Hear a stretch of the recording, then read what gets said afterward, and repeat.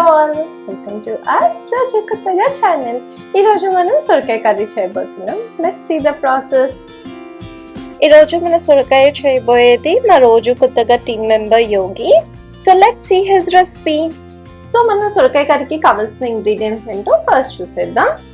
So మన ingredients ఏంటి అంటే, ఫస్ట్ వచ్చేసి ఆనియన్, ఒక బిగ్ సైజ్ ఆనియన్ తీసుకొని దాన్ని ఇలాగా సన్నగా పొడుగ్గా కట్ చేసుకోవాలి. మీరు కావాలంటే చిన్నవి 2 తీసుకోవచ్చు. నెక్స్ట్ వచ్చేసి పచ్చిమిర్చి, దాన్ని ఇలా తొనలు తీసేసుకొని కట్ చేసుకొని పెట్టుకోవాలి. 6 పచ్చిమిర్చి తీసుకోవాలి. నెక్స్ట్ వచ్చేసి టమాటా, ఒక పెద్ద సైజ్ టమాటా తీసుకొని సన్నగా పొడుగ్గా ఇలా కట్ చేసుకోవాలి. నెక్స్ట్ వచ్చేసి మనకి అల్లం వెల్లుల్లి పేస్ట్, ఇది ఒక ఫుల్ స్పూన్ అల్లం వెల్లుల్లి. నెక్స్ట్ మనకి పోపు దినుసులు, ఒక టేబుల్ స్పూన్ పోపు దినుసులు.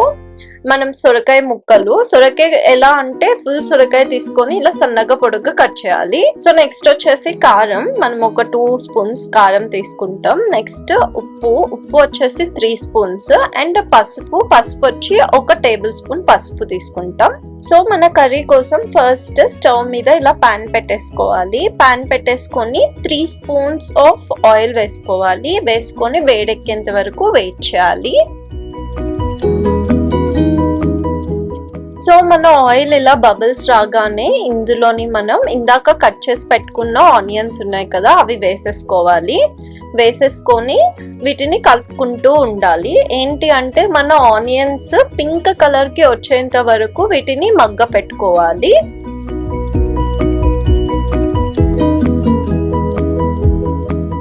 సో మన ఆనియన్స్ ఇలా మగ్గిపోయిన తర్వాత ఇందాక మనం కట్ చేసి పెట్టుకున్న టమాటా ఉంది కదా, సో ఆ టమాటా కూడా ఇందులో వేసేసి బాగా కలుపుకోవాలి. టమాటాని కూడా మగ్గనివ్వాలి. సో అది మనకి మగ్గిపోతే ఇలా అయిపోతుంది అన్నట్టు, కొంచెం గ్రేవీ లాగా. సో అప్పుడే ఇందులోనే మనం కట్ చేసి పెట్టుకున్న పచ్చిమిర్చి కూడా వేసేసి కలుపుకోవాలి.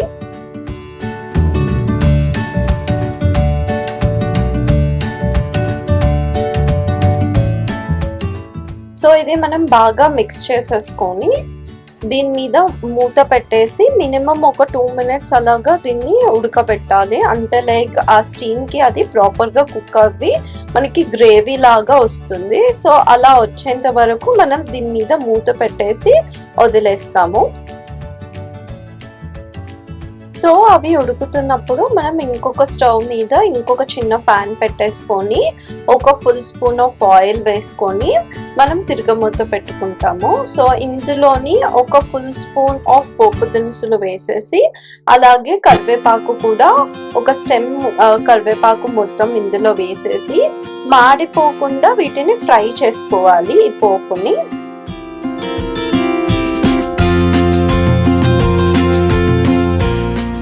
సో మన ఆనియన్స్, టమాటో ఇంకా పచ్చిమిర్చి స్టీమ్ కి బాగా ఉడికిపోయాయి.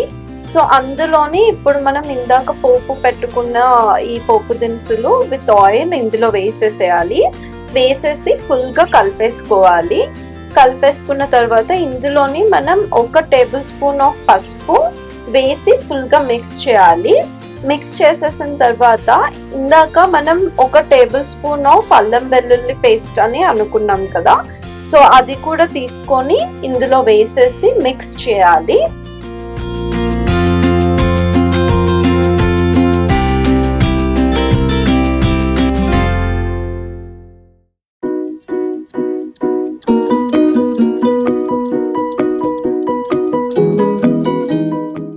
సో ఇప్పుడు మొత్తం మనకి బాగా కుక్ అయిపోయాక ఇందులో మనం కట్ చేసి పెట్టుకున్న సొరకాయ ముక్కల్ని వేసుకోవాలి.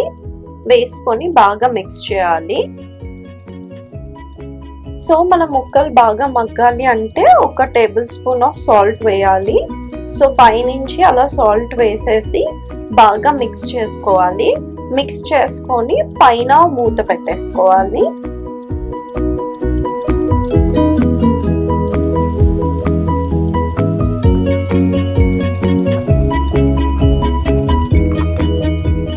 సో మన సొరకాయ ముక్కలు బాగా మిక్స్ అయిపోయాయి. కాకపోతే అవి కొంచెం డ్రైగా ఉంటుంది. సో ఇప్పుడు మనం ఏం చేయాలి అంటే ఇందులోనే కొంచెం వాటర్ వేయాలి. అంటే ఇది వచ్చేసి మనకి ఒక టీ గ్లాస్ అంత క్వాంటిటీ వాటర్ వేయాలి. వేసి మిక్స్ చేసి మూత పెట్టేసుకోవాలి ఒక 2 మినిట్స్ వరకు.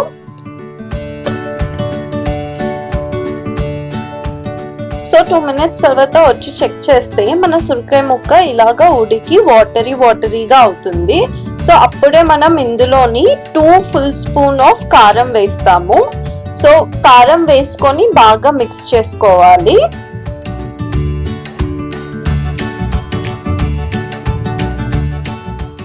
సో ఇలాగా బాగా మిక్స్ చేసుకొని మళ్ళీ ఒక 5 మినిట్స్ వరకు దాన్ని ఉడకనివ్వాలి.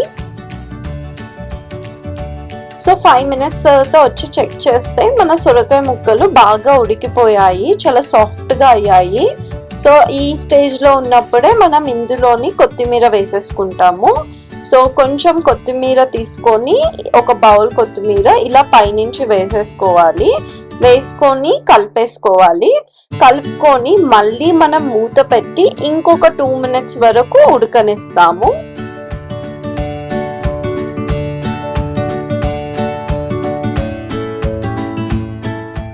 సో 2 మినిట్స్ తర్వాత వచ్చి చూస్తే మన కర్రీ కన్సిస్టెన్సీ ఇలా ఉంది, ప్రాపర్గా కుక్ అయిపోయింది. ఇఫ్ ఇన్ కేస్ మీకు ఇంకా కావాలి అంటే ఇంకొక 2 మినిట్స్ మీరు దీన్ని ఉడకనిచ్చుకోవచ్చు. అంతే, మన సొరకాయ కర్రీ అయిపోయింది. మళ్ళీ నెక్స్ట్ వీడియోతో కలుద్దాం. Please do like, share and subscribe.